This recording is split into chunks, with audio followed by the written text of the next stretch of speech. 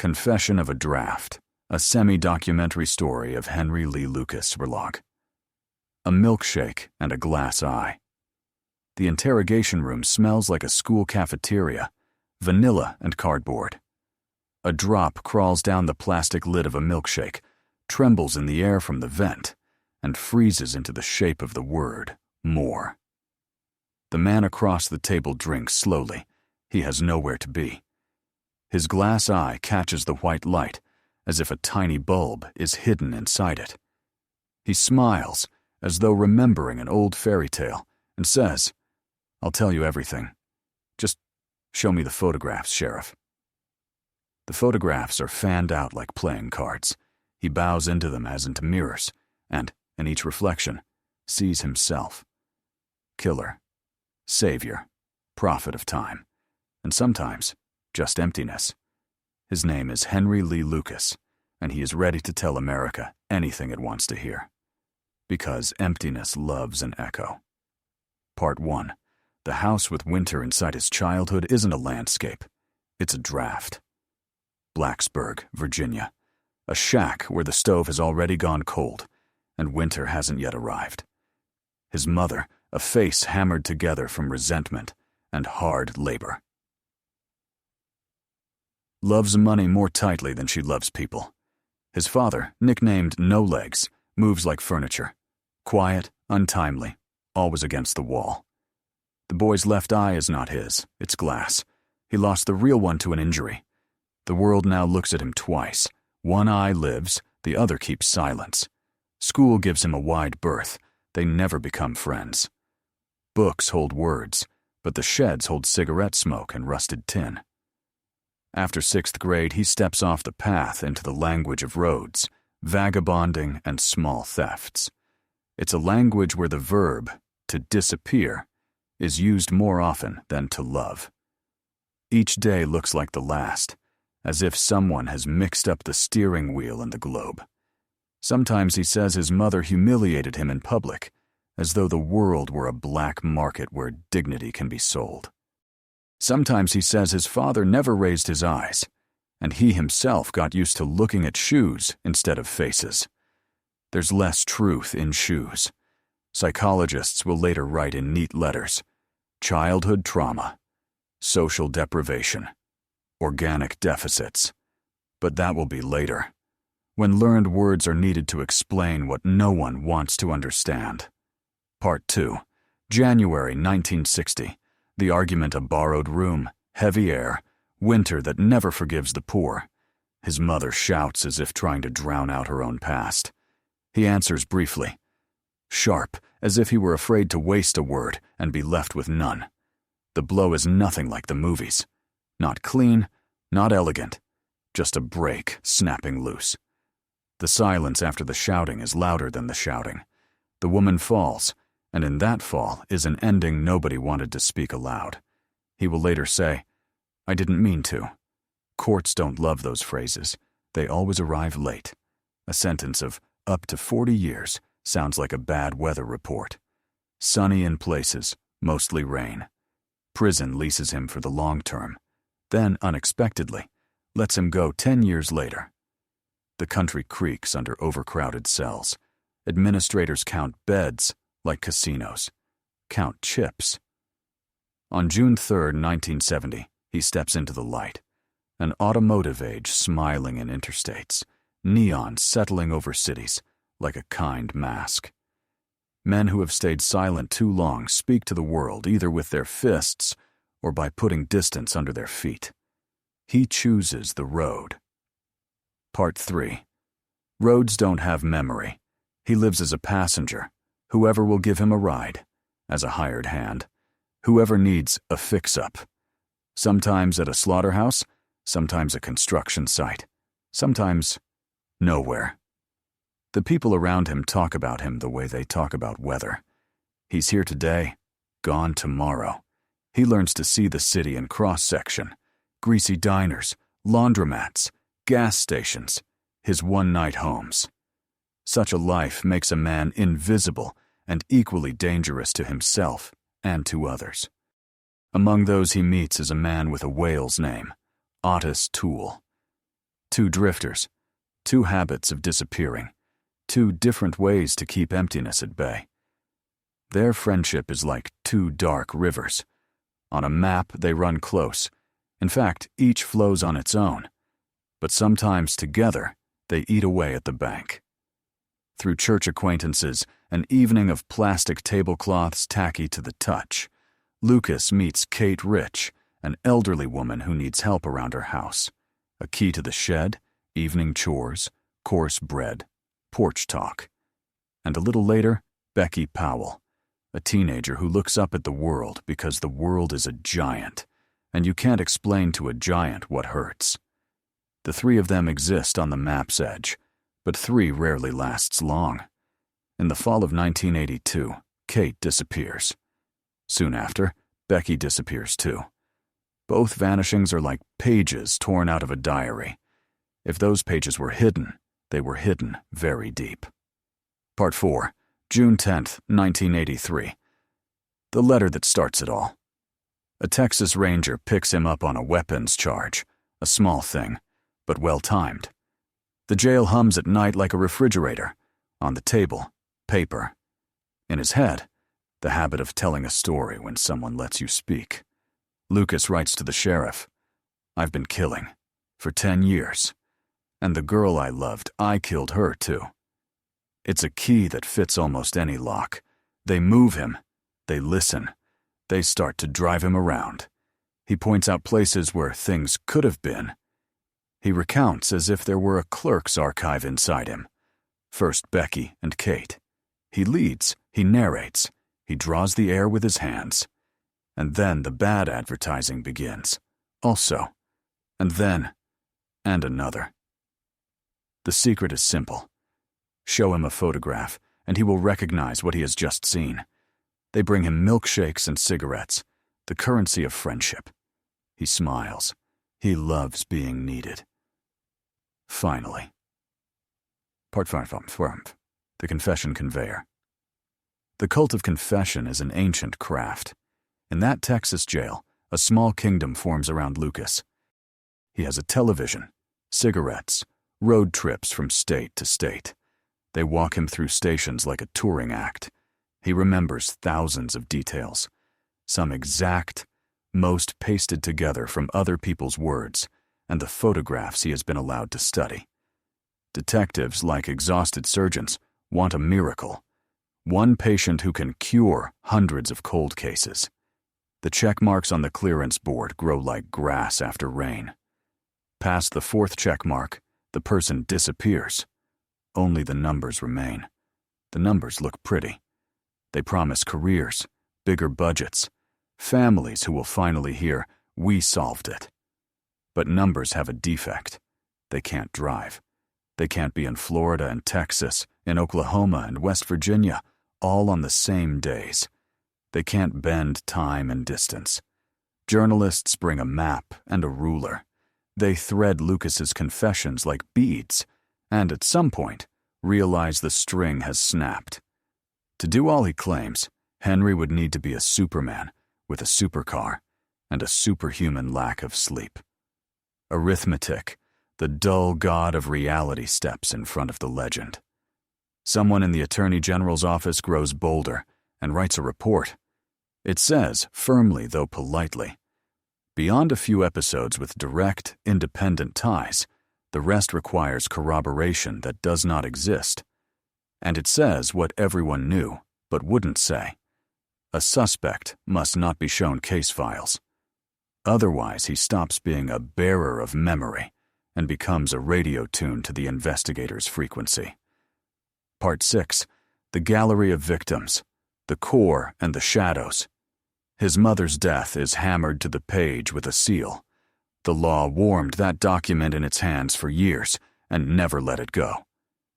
Then Becky Powell, the girl for whom a campfire was warmer than home. Then Kate Rich, generous enough to take a man in and not strong enough to survive it. The rest are shadows.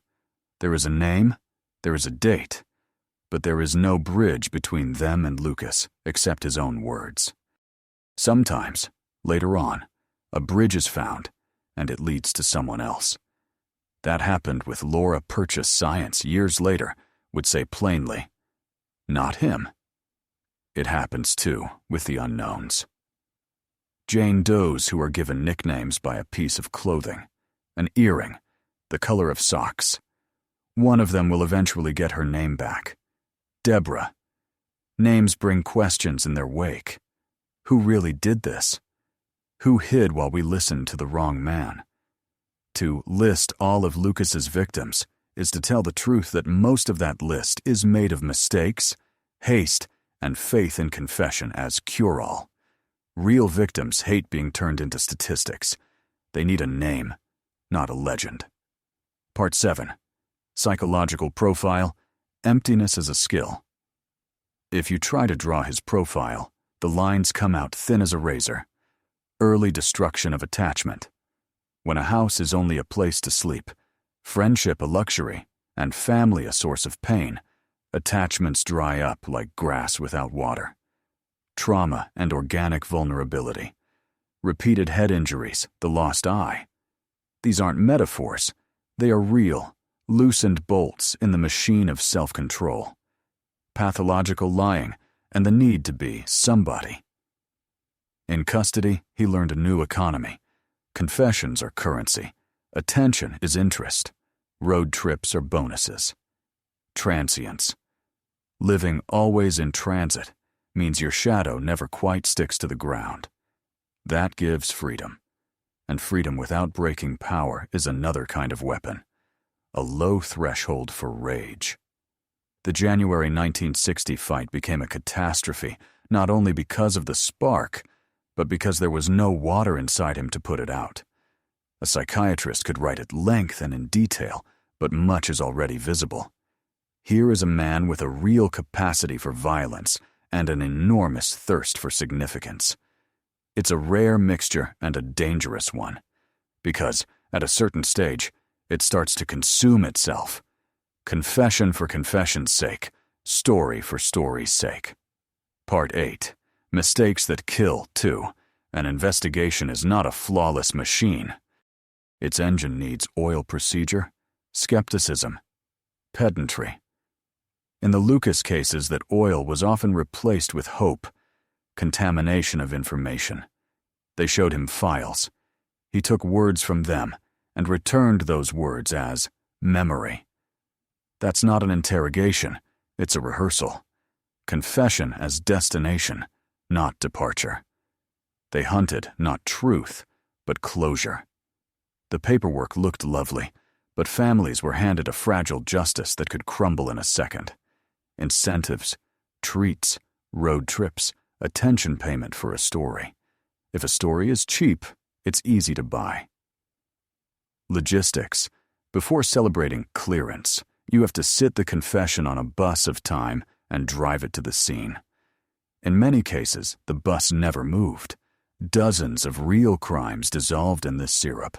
When science arrived speaking in its quiet, confident voice, the DNA is not yours.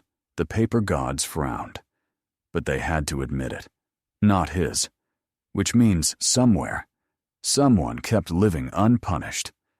That is the price of error, too. Part 9. Orange socks and other icons. Some cases become symbols against their will. The woman found on October 31st by a Texas highway lived in memory under a nickname taken from her clothing.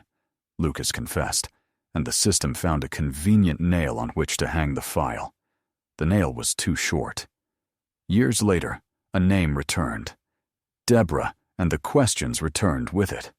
In one pocket, a confession.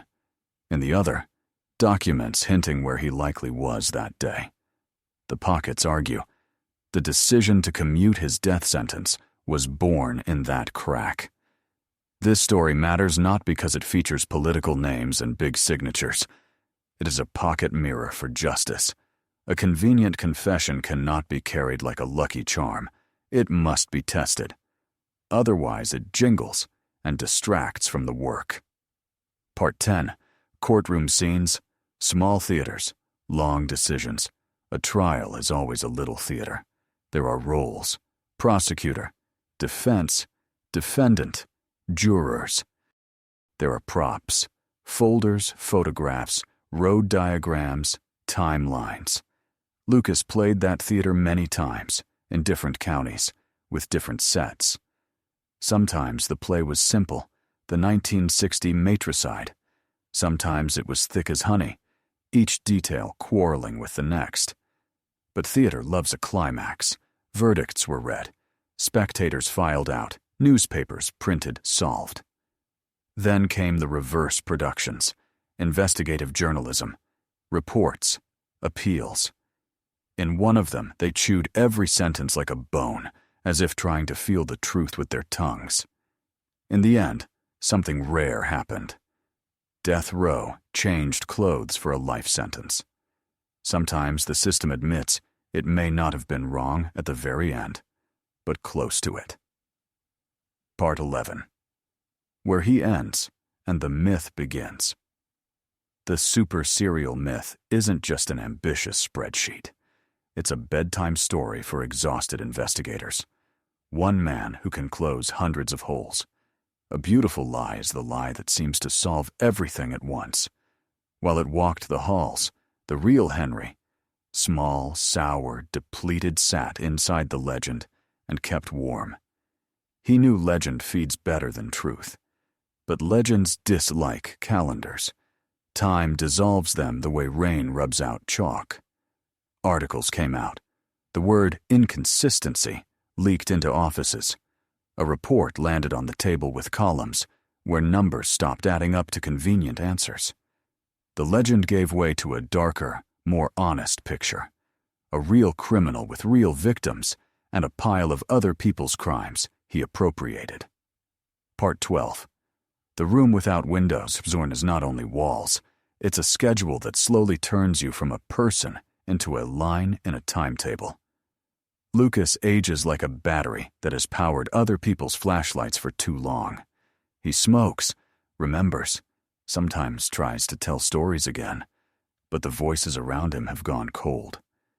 Yesterday's decorated hero of clearance is today a reminder.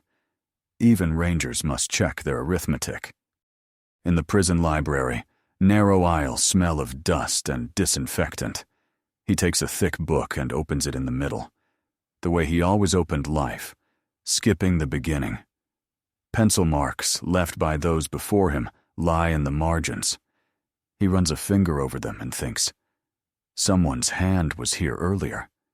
He likes that thought. It makes him feel part of something bigger than he is.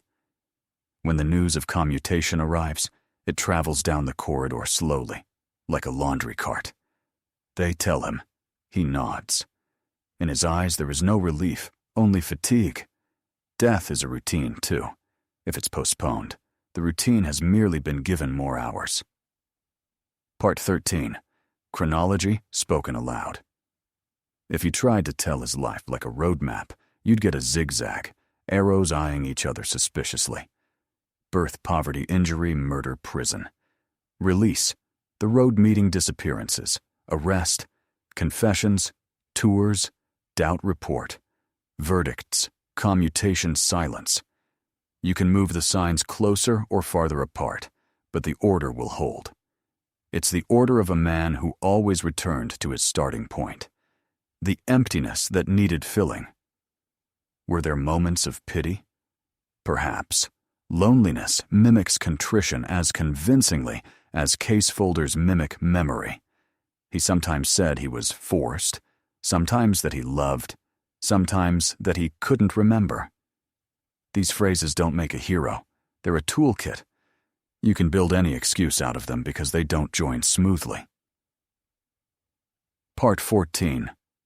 The Watchers. Families who listened to his confessions believed the way you believe a late-night call. We found him. Then another phone rang, carrying doubt or DNA that rejected his involvement. They suffered a second loss, quieter, but no less heavy. The loss of the illusion of justice.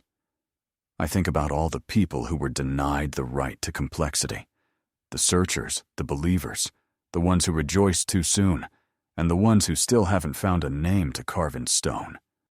Justice isn't just a verdict, It's also the capacity to acknowledge error. The system's honest fear is to look weak. But it is far worse to look confident where confidence cannot exist. Part 15. The last lap around the cell l'Artmoakiho. March 12th. The year will put a period there. His heart gives out simply, without theater. No last words suitable for quotation. The prison entry is as dry as a receipt. Lucas's death isn't a denouement, but a tape snapping on an empty reel. The man was enough for a few real crimes, and hundreds of invented ones, but not enough for his own legend. It crumbled before the ceiling of his cell could learn his breathing. Somewhere, perhaps, on a bus that no longer runs, he passes the same landscapes once more. Gas stations, bedroom communities, laundromats. The world forgives not because it is kind, but because it is always busy with itself. Epilogue. A field manual of doubt. Sometimes the villain is the culprit. Sometimes the villain is a symptom. Henry Lee Lucas left several plain lessons that, somehow, are hard to remember. First confession is worthless without testing. It's only a key. Keys can be cut from rumor, from photographs, from hints. If a lock opens too easily, we're in the wrong apartment. Second, the system must love arithmetic. Distance, time, shifts, receipts. Witness is boring, yes. But boredom is the best vaccine against delusion. Legends don't ride buses on schedules. Truth does. Third victims don't need a hero. They need the truth. Even if it arrives without fanfare, with a small box of DNA and the quiet sentence, "We were wrong." There is less beauty in that truth, but more respect, and last emptiness always finds something to fill it with. If not facts, then fantasies. If not evidence, then convenient stories. Lucas was emptiness that learned to talk. We are the ones who must learn not to answer with echo. When I think of Becky and Kate, of the mother, of those whose names returned and those who never made it home, I see the same image. Night, a roadside gas station, a humming light, and a single white line slicing the darkness in two. You can follow it a long way, like a thread out of a maze. The only trick is not to mistake the exit for a beautiful story about an exit.